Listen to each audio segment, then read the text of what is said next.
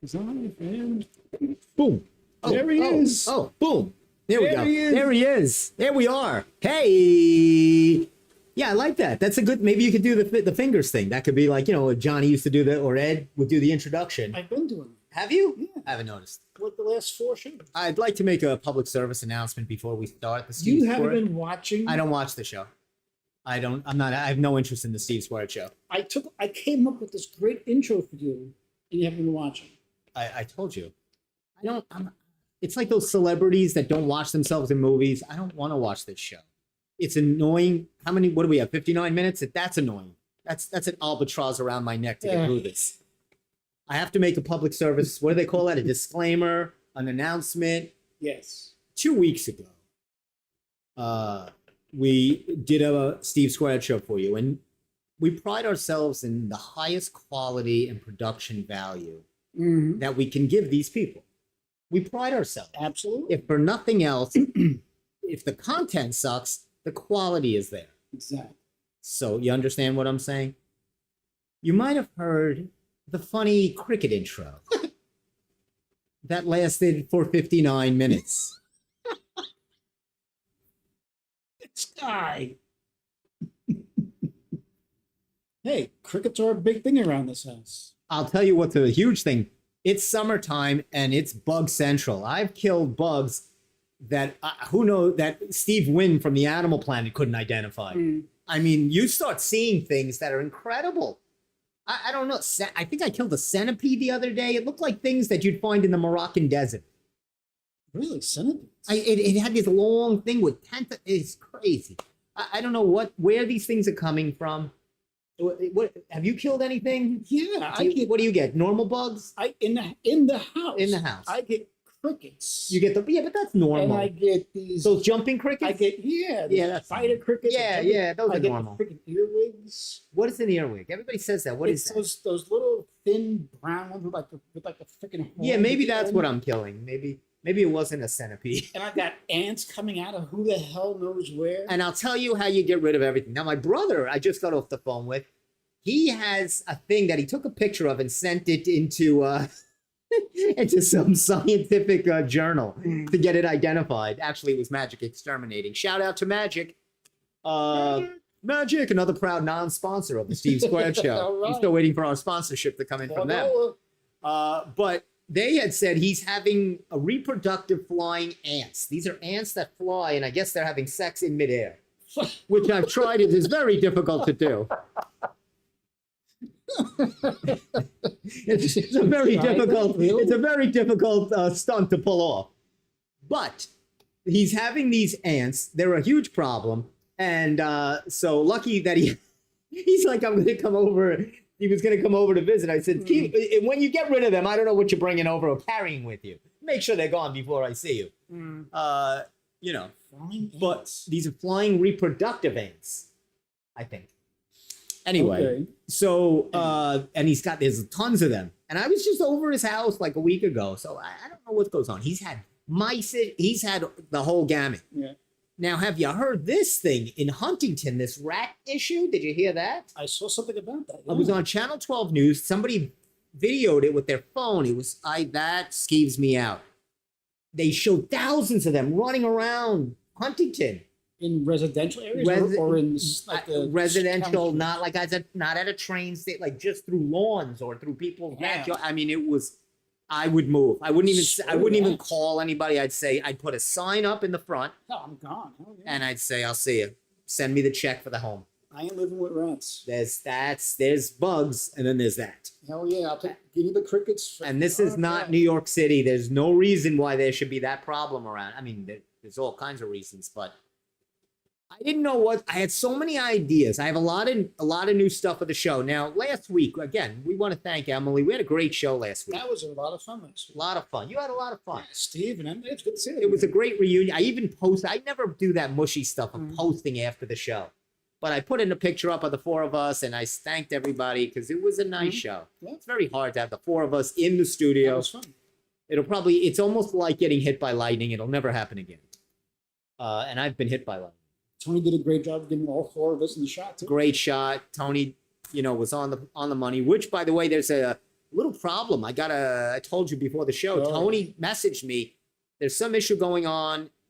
I don't want to say what because I don't know, but there's nothing. The comedy club right now is under whatever wraps. So, but it should be back up and running. So don't worry. They're taking care of whatever the problem is. But we're here tonight. I didn't know what to start the show. I had so many ideas. I have a lot of new segments on the show. Yeah. I'll give you an idea. What do you got? Here's some new segments. I got, I dropped the coin. I can't drop a coin because that is the part of a new segment. I'm doing. It's mine. Oh, well, this is not even a real coin. This looks like a mutated coin, so you can have it. You won't be able to spend that anyway. I tried. But we have, that's going to be, I guess what I'm about to try to do is to set a podcast record. So I'm going to set a new record or you know how Letterman had stupid pet tricks? Mm-hmm. There's always something. They have animals on. We're going to do our version of that stupid / human world record tricks. So I got the inspiration 2 ways. I saw a clip of it from a show that I used to watch, Happy Days. Mm-hmm. Happy Days. Yeah. And it was, the guy did this on the show. This set a Guinness World Record on the Happy Days episode. I don't know if you remember it, but I'll tease it right there. I remember something about Guinness. I got also inspired because partly that and partly because I saw a Super Dave Osborne clip came on my Instagram feed. You remember Super Dave Osborne? Yeah. Hysterical. He would do these parody of Evel Knievel stunts, but they'd always go bad. And he'd always have his mantra guy with him, Sogachaku Mugufuku, and he would go, he's given me a mantra word, so I am impervious to pain. And then he'd go, oh! And the guy would say it, balloon, you're air, you're a cloud. And he goes, F you, Motherfuko. And he goes, and he did the funniest stunts. Look it up, Super Dave. We haven't seen Super Dave, and he was that was like an 80s thing. Yeah, that's forever. But for some reason, things come on my feed. I don't know why. So I have that segment. I have a teaching segment. I have interesting words that make you sound smart at parties. Oh, cool. Yeah, I thought we would try one. Not all the words, but maybe one. I always want to sound smart. First of all, to sound smart at a party, the first thing is to get invited to a party. Yeah. That's the first hurdle for me. Now, I think this might be difficult for me. Would I be able to, when I do this trick, will I be able to stand up? Will they get me on camera? They're not going to see. They won't. They'll see you from like here down. Oh. How do you have to be standing? I kind of have to be like this because to do it, I don't think I could do it seated. That's going to take extra planning for me. All right, I'll try it sitting. Okay. I'll try it sitting. I might be able to do it sitting. I'm a chameleon. I can adjust. Okay. All right. I'll do the best I can. Again, working under these primitive circumstances. Yeah, really. I'll do my best. This is in Hollywood. I can't help. Come on, Jeff. I count on you. You are Hollywood. You want dual cameras? I need more cameras. I need lots of cameras on me. This is I didn't know what to start the show with. There was so many things I could introduce today. I had so many things because I didn't get to last week because, we did Emily. Yeah. But this came across at 6:29, and I thought, this is what I got to open the show with. There's interesting words. There's my trick. There's a million things. You could see I got the layout. There's the Ozzy Osbourne just passed away. Big Ozzy. That's Chuck Mangione passed away. Mangione's gone. Hulk Hogan's gone. The Hulkster is gone. Yeah. Connie Francis. Malcolm Jamal Warner from the Cosby Show. Just one after the next. Just they're going like flies. That's a bad week. That's a bad week. That's a bad week. That's about 6 name stars. Yeah, those are high level. Those are not B-list. Those are big names. Those are big names. And I could have opened with that, but I had to. Oh, and we're getting a call in. Look at this. We got a call. We got a call. Oh, but how am I going to do this? Hold on. Let me call. All right. Let me see if I can. Steve-O. Oh, what's up, Steve? Hold on. Let me see if I can. You got Jeff here too? Steve. What's up? What's up? We're not in the studio, obviously.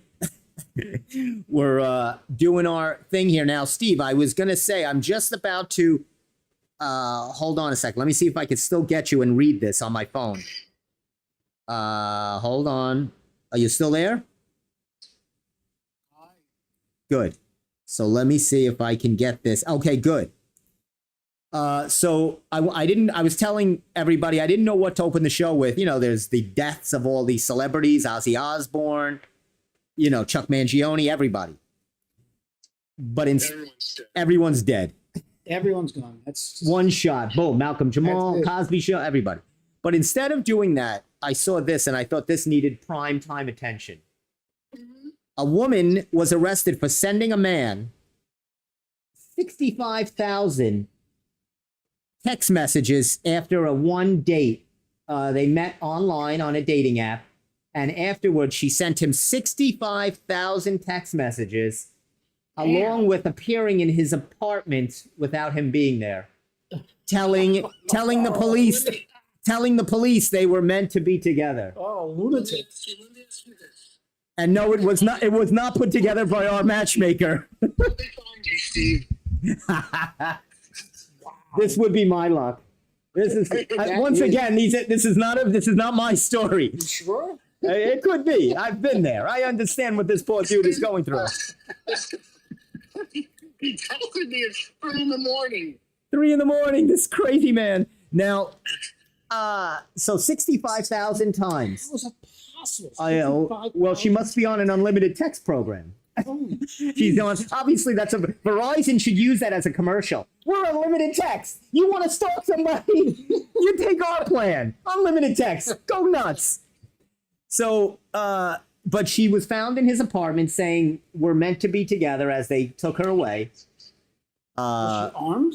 I don't think she was armed, other than her phone, which she was. Wow, man. Yeah. So. That's scary. So unfortunately, yeah.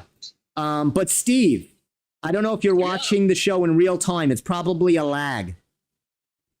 Probably a bit. But guess what? Tonight, and only tonight, there is competition for Newsday. Can't believe that for a moment. I have in my hands the Massapequa Herald Oh, look at that. is now being sent to our home. I saw that. Yes. Have you gotten it? Did you, Steve? Did you get it? Hello? Lose him? Did I lose him? Steve, are you still there? Hello? I think I lost Steve. Steve? We lost him. It says he's right there. Let me see. Steve, are you okay? No, it's not me. Steve, are you there? There you are. I lost you for a second. Yes. Because I'm trying to get online, and I think my Oh, headset's hooked up to the computer. I see. did not want. So the Massapequa Herald, and it tells all of the local things going on. And I looked into the crime section, and it says here, this is the crime going on, that in a local King Cullen, there were hamburger buns and hamburgers stolen. Oh my goodness. This In is Massapequa. in the local King Cullen. Thieves made off with hamburger buns and burgers. Okay. What do you make? What do you make? Is this a job for Columbo, Steve? They found these felons. They have not. They're on the loose. Hamburger. Who knows where they're barbecuing these stolen buns? Now, what you do here is if the cops come to your house and ask you and look for the evidence, you barbecue them the burgers, and then you say, "Oh, I'm sorry, are you hungry?" And you give them the evidence. Now, Oh, sure. this is not my trick. This was done on a Twilight Zone. Let's see if Steve remembers this. Or was this Twilight Zone or Hitchcock? No, it might have been Hitchcock. The woman killed her husband with a frozen leg of lamb, It was Alfred Hitchcock. and then she fed it to the police. Yes. They never knew. They had no evidence. They had no evidence, and it ended with them eating. It was on the old Hitchcock series. Okay. It was based on a short story by Roald Dahl, See, Steve knows. who wrote, Everything. of course, really Charlie and the Chocolate Factory. Charlie and the Chocolate Factory. So, Steve, give me a. Which were you most away about, either of you, with the demise of these celebrities? You got Ozzy Osbourne. I don't have to ask Jeff because I know Jeff is an Ozzy guy. Yeah, it's Ozzy for me. For Jeff, it's Ozzy. But you know what? It was expected, but still. It was expected many years ago. He should have been dead 40 years ago. Exactly. So he had a good run. You got the Cosby Kid, Malcolm Jamal Warner. You got Chuck Mangione, Connie Francis. Am I leaving anybody out? A few others, but I don't think you would care. So. All right. Well, I care. But now, were you a Chuck Mangione was a trumpet player famous for that, that ballad we know. Feel so good. Feel so good. Yeah, that's right. Oh yeah. He did a track for the Cannonball Run, which was good. Did he? Yeah. Oh wow. Jeff said he did a track for Cannonball Run. Yes, he did. You're right. So Chuck Mangione. Yeah. Trumpeted. Dan, was he part of a band, or was he just? Did he ever play on like the Tonight Show or things like that? No, like a musician. A musician. He wasn't in. So how did he come to fame? I have no idea. Like, what made him? How did he break out as this famous Chuck Mangione guy? I would think it was Feel So Good. I don't know what he did before that. Okay. You don't have to look him up. Jeff's looking him up. How old was Chuck? 85. Oh, 85. Okay. Mm-hmm. Good for Chuck. So now I want to ask, it's good that you're on, Steve, because I got to ask you something while Jeff is looking up the musical life of Chuck Mangione. Funny, his father owned a barbershop. Everybody's father owned a barbershop. Yeah. Sebastian Maniscalco. Oh, it was all Italian American. That's what it was. Dean Martin. Dean Martin. Harry Como. They're all these come from these lineage of barbershops. Yeah. What was I going to ask you? Oh, so Steve, you being on the show. Let me ask. I'll ask. Steve might know this, but I'll ask Jeff. I'm going to give you an interesting factoid to start. Where did the history of the foul ball in baseball, the foul ball, come from? How did that start? The foul ball meaning where a fan could keep a foul ball. Don't look it up. Jeff's going right away to Google. Don't look it. Nobody look it up. I'll tell you.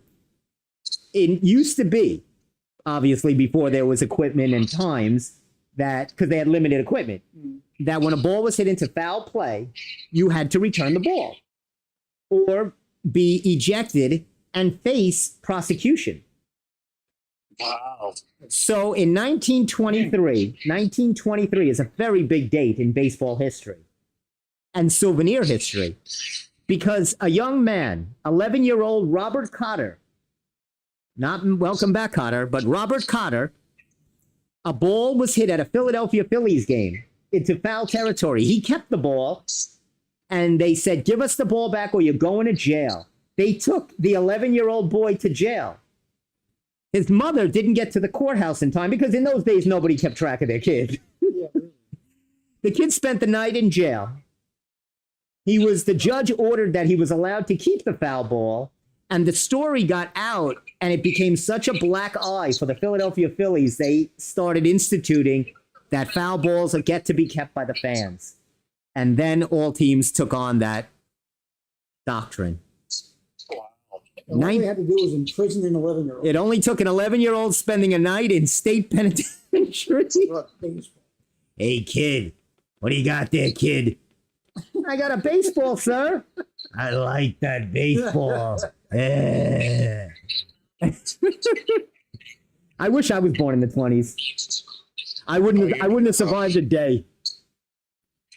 Let's share where we're up to here on the Steve Squared Show. What happened? You gotta find out how far. Well, Steve, let me ask you this. Did you watch the Billy Joel documentary? I I did. I'm listening to you from a few seconds ago. Oh, I'm sorry. Well, listen to me in real time. Very confusing. You're like one of those. You're like calling the radio show and they're telling you to turn the radio off. Here's how far delayed we are. Well, we're very delayed, so I have no doubt about that. And nobody can see it. Oh, this is a little bit of interesting news. The Forever stamp. You know the Forever stamp? You buy it. It's a Forever stamp. Yes. Yeah, it's increased 5 cents. Oh, great. So I guess Forever is not so forever. I want one of those. I was going to give that to Billy Joel as a Billy Joel song. Forever is not so forever. So unless you're talking stamps. So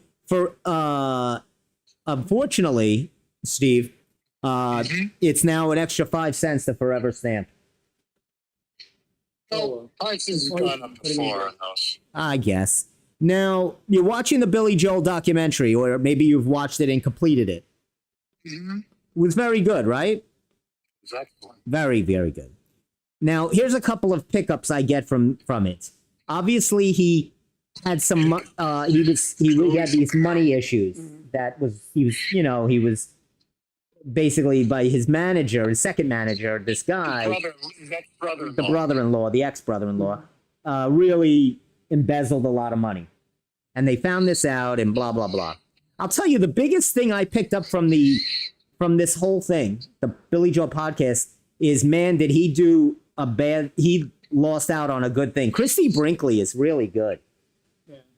Did you think she was so, I mean, really, that probably had a lot to do with what happened with their marriage, because he took his side over her side. But she was so very supportive and really, like, I thought, oh, she's after him because he's Billy Joel, and maybe that was a part of it. But she was a really, she loved him. Yeah, she was a really, you could tell she still does. Yeah, and she was getting emotional. She's very funny. Yeah. Good sense of humor, like not like a dumb model. Genuine person. Absolutely, and I think that was his biggest mistake of all of things. Steve, it's a shame that she's married again, because I know somebody who would be the perfect match for her. Someone who could make her laugh. That would I agree. Oh, Jeff says thank you. He appreciates that. You know what, Jeff? Work on the crickets. Jeff gave me a cricket sign 2 shows ago and left it on for the whole 60 minutes. That's good stuff. Good stuff, Jeff. Well done. Well good. Played. Nice on the production value. I tell you, I try to deliver to these people. I deliver quality. I know you do. Hey, Steve. Did you hear what happened? What happened? Did you hear what happened in Florida? What happened in Florida? A subway manager in Florida was arrested after allegedly locking a 10-year-old girl in a back room after she walked on a freshly mopped floor in the eatery. Wow. A girl walked to. Well, 10-year-old girl. He must have been more than fired. He must have been arrested. He was arrested for false imprisonment. Wow. It's always Subway. First of all, and Florida. And Florida, they go together. They deserve each other. The 10-year-old girl entered the store with her mother and stepped on a wet area of the floor that the guy just cleaned. When the mom asked her daughter to apologize, this guy allegedly grabbed the girl's hand and dragged her into a back room, locking the door. Wow. What the hell? That's and he told the parents that they were trash and terrible people. Oh God. These are these workers at these places. They've gone insane, and they're insane. They've just gone nuts. Everybody's lost their mind, except for me. And look what else is going crazy, Steve. Nassau has a rise, and you hear about these rabies is going crazy throughout Long Island. Oh, yeah. Now, they broke down the island, and it says here how many cases have been found this summer. There's been Massapequa Park is the leader with 3. 3 confirmed rabies cases in Massapequa Park. Only West Hempstead is in the lead by 4. But there's plenty of time. They're only 1 behind. Master Biko has plenty of time to make up that game difference. Great news. It just scares me a little bit because who hangs around the Massapequa Preserve more than you? Doing your running and your bike riding. I agree, and Put your headsets on. Not even you have no conception of what cars are coming back. No conception. You probably have no idea that a fly is like feeding upon your leg. It's true, and now this gave me an idea. What you just said and what I said, Jeff, get on this. Start writing this up. You're talking about, it's almost like an apocalyptic rabies attack. I'm running on the path, and all of a sudden, all the runners are they're like crazy, right? It's almost like one of the other 9 movies that are out like this. Yes. Right. This, but we'll make our spin on it. I'm a jogger. Sure. That's the spin. That's a jogger and a zombie. We'll do right. I'm running, preparing for a marathon, and all this, there's just rabies and zombies are all around me jogging, but we don't know who. It's kind of like a body snatcher jogging thing. Gotcha. Thank you. Work on that. 5 minutes. It's Body Snatchers meets Night of the Living Dead. Work on that, all right? That's how I'm going to pitch it to the networks. I think it'll be an after-school special. They should bring those back. I used to love an after-school special. It'll get greenlit like that. I saw an after-school special with Rob Lowe and Dana Plato. Really? He got her knocked up. It was called I'm a Young Dad. It's called High School Dad. It was called. Never heard of it. Rob Lowe. It was one of his best performances, Rob Lowe. I'm sure. And it was Dana Plato and Gary Coleman was in it as their son. There was a mixed match. They don't know who. And he said, "Hey, what you talking about, Rob? You're not my daddy." That's wrong. Sorry. The rest was true. That part wasn't. Hey, Steve, good news. Coca-Cola's going to use cane sugar. It's about time. They're going to replace high fructose corn syrup. So their new ad, they're going to get Mean Joe Green and the kid, Tommy Ockren. Tommy, what's his name? Tommy Oken, who was the little boy in the original commercial. You remember the original? Yeah, thank you. And he throws him the jersey and he says, "Hey, Mean Joe." And he throws the sweaty jersey on the kid. So they're going to reenactment that, only Mean Joe's going to drink the Coke and all his teeth are going to fall. My God. More poison for everybody. Have a Coke and the teeth fall out. Smart gum. Stupid can you get? Well, they're apparently doing this in Brazil, and they want to bring it here. They don't want to use high fructose corn syrup anymore, Steve. Oh, but Steve, more importantly, this is what I wanted to ask you. You know a lot about Billy Joel, right? So I'm watching the documentary, and Billy has the band that he uses for a long time with Liberty DeVito, right? So when did he leave? When did he switch bands? When did he leave and have a new band or whatever? Well, I mean, I think he's been in more than one band. I don't know. I'm thinking maybe it was like late 80s, like right around what you call River of Dreams. Okay, so my point is, here's my point. I always have a point to everything. There's a method to my madness. You talk Billy Crystal, Billy Joel. Billy Joel has this success with this band, with his core band of the drummer Liberty DeVito. They do all the albums. He's doing great. Then he, like anybody else, you get bored, you get tired of who you're dating, who you're playing with, whatever you're doing. And so he goes out. Him wanting to show so much loyalty, and he's really offended that his manager didn't, embezzled. He's not loyal to Christy Brinkley. He's not loyal to his band because Liberty DeVito now has to play at Allen Park in Farmingdale with gnats all over him in front of 27 people. This is where this guy has to do now. And I have the flyer right here. Steve, if you want to go, the Lords of 52nd Street. Yeah. They'll be playing September 20th at Allen Park in Farmingdale. Right. That's right off of Motor Parkway. Yes. How does this happen? Please tell me. Well, he's not a lead. He's a drummer. I understand, but he was a pretty famous drummer. Oh, he's Billy Joel's drummer. That's yeah. what I mean. So that, and he's got a name that's catchy. So you kind of, it has some traction, is my point. Well, obviously, you know what, George Martin and Danny Potchmore didn't like Billy's band too much. So, you know. I'm just saying, I don't have this overly warm, sympathetic feel for Billy Joel. I like Billy Joel, like his music, but I you know, the Christy Brinkley thing I didn't like, and this I don't care for. There's a few things that. And who was that guy? But he wasn't in the Billy Joel band. He always performs Billy Joel stuff. Michael Guduccio or something.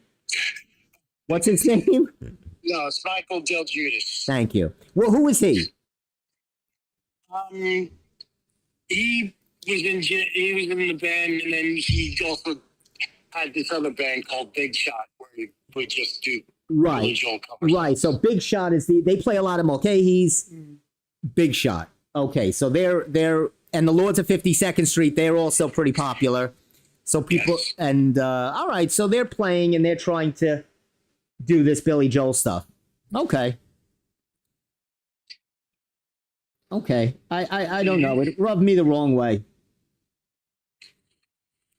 Well, what can you do, you know? So here's it. Wait, I got another thing for you. This is hold on, I wanted to ask you a thing on this.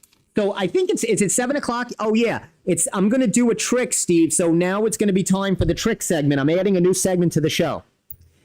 So you're gonna get to see it. It'll be delayed. What I'm going to do is a trick. I'm adding it's like a Letterman stupid human trick. This was done on Happy Days. Now maybe you could look up who did it, or maybe Jeff, you could look it up. The name of the actor who did this on Happy Days. Remember when he did the pennies on the elbow? Yes. Where he put the stack the pennies and he did that at Happy Days episode. It was like his cousin. Oh yeah. Now Jeff is looking up who the actor was. Let's see. AI is coming. They're looking. The actor who performed the penny trick. Henry Winkler. That wasn't Henry Winkler. They say it was Henry Winkler. Oh my! It wasn't him? It wasn't him. He played it was his cousin.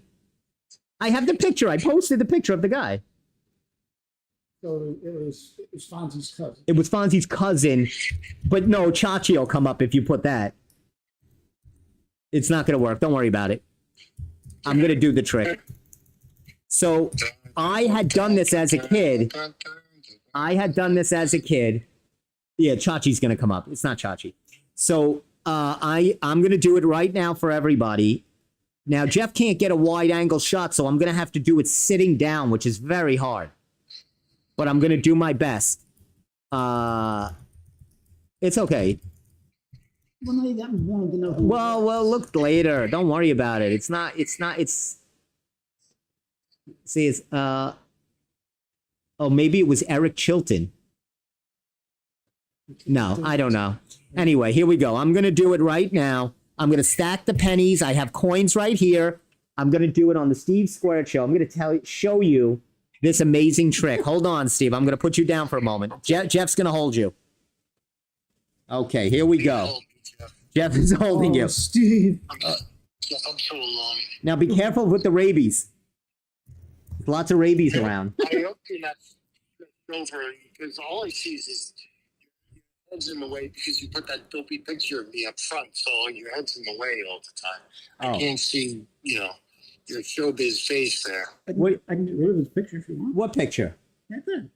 It says on the phone. Oh, there you are. Oh, yeah. If it's blocking. Oh, because I'm down. Oh, yeah. Right. Your head's been down the whole time. Oh, I'm sorry. Yeah, because I've been looking. So here we go. That's it. Thank you, Stephen. There we go. Oh, now we have a fish tank. We replaced Steve with a fish tank. Yep. All right.